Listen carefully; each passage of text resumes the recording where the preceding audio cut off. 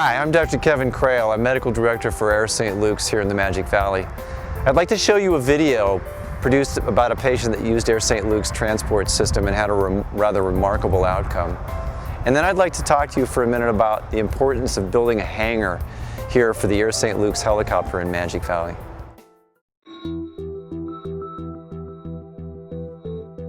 My wife and I and some teachers were skiing. We were going to go to the top. But it was quite windy, so we deviated from our plan. That's when we saw Jim had collapsed, and we decided to do something about it. We started to ski down toward the gondola, and as I skied, I don't know, another 100 yards or so, I just passed out. And I had no prior indication that I was in trouble. He tried to get up once, and then he just didn't get up anymore, and he was still, and I could tell something was wrong. My first thought was he was having a seizure, and my second thought was, you know CPR, you need to get up there now. Donna stripped him down to his chest, tried to get response from him, and then started CPR. And I coached, and then we switched. I think that day on the mountain, it was any normal day. It was a great day for skiing, and call came in for an unconscious male. Nurses alerted me that someone was getting CPR on the mountain, which focused all of our attention onto the ski patrol radio, and that someone was in the process of bringing an AED down to the patient. We shocked him, and at that time, we were going to start CPR again. We're checking for the pulse, going through our normal procedures, and we kind of had a pulse, but more than that, he almost sat up, so it was, we knew he was back. As soon as we heard any confirmation that there was going to be a live patient coming to us, that's when we started going into action, getting Air St. Luke's on the way. We get a page for a cardiac arrest on the mountain. So imagine my surprise at a conscious man when they pull up in the sled, and we're ready to throw him over onto the gurney and continue CPR, and he was looking at me. I received a phone call from Ketchum Fire, I believe it was, requesting a helicopter to Wood River Hospital.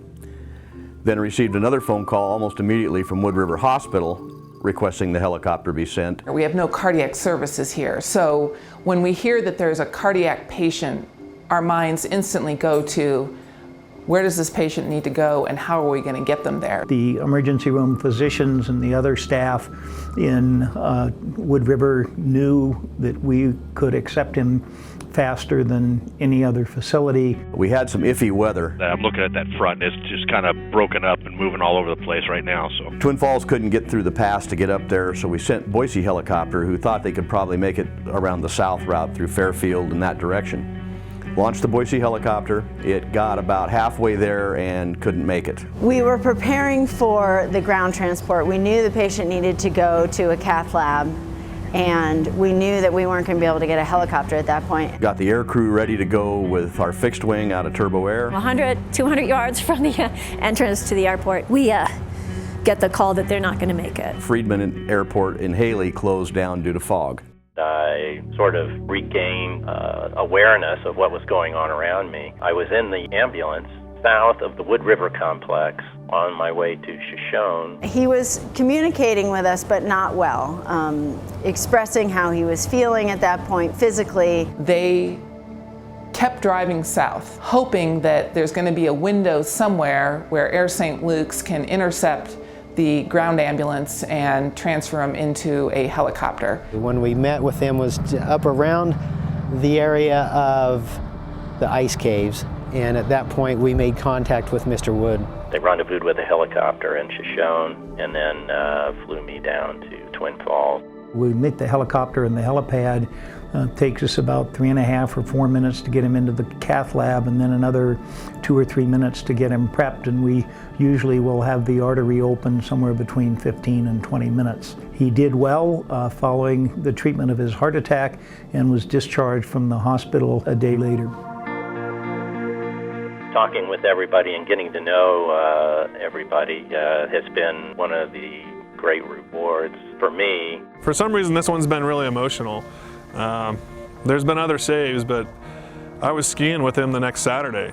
He came up and talked to all of us. It was awesome. He was very thankful because he just retired And he's like, you know, you saved me. My dream is to be able to ski on Sun Valley when I'm 80, and you've made that dream possible. And he was very appreciative and very thankful. When you hear someone's getting CPR in the mountain, that stands out. Just the fact that we monitor that radio is probably what got us going right away. They had a first birthday party for him on his birthday this year, and they brought us the cake, which I thought was really cool. I have had the pleasure of being able to follow up with him quite a bit. We've spent a fair bit of time together. Both Jim and his wife Tricia have expressed an incredible amount of gratitude towards the team and the events that happened that day. All the other interventions had already taken place before we got there, so hats off to the providers prior to us to get him there safely.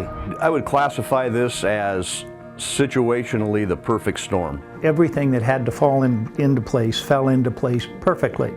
It's all the result of people taking care of people. I can't say enough about the Alexanders, the ski patrol, and the ambulance people, the Wood River complex, all the way down to Dr. Brown and his team at Twin Falls. All wonderful people, and thanks to them, I'm here. So what you just saw was a great example of one of the patients that we would call critically time dependent. Air St. Luke's transports a number of these types of patients, typically heart attacks and strokes. Minutes count in these patients. Building Hangar here on this pad will shave 10 to 15 minutes off of transports, some of which will be life-saving. People will live because of this hangar. I would like to ask for your financial support now to help make this come true.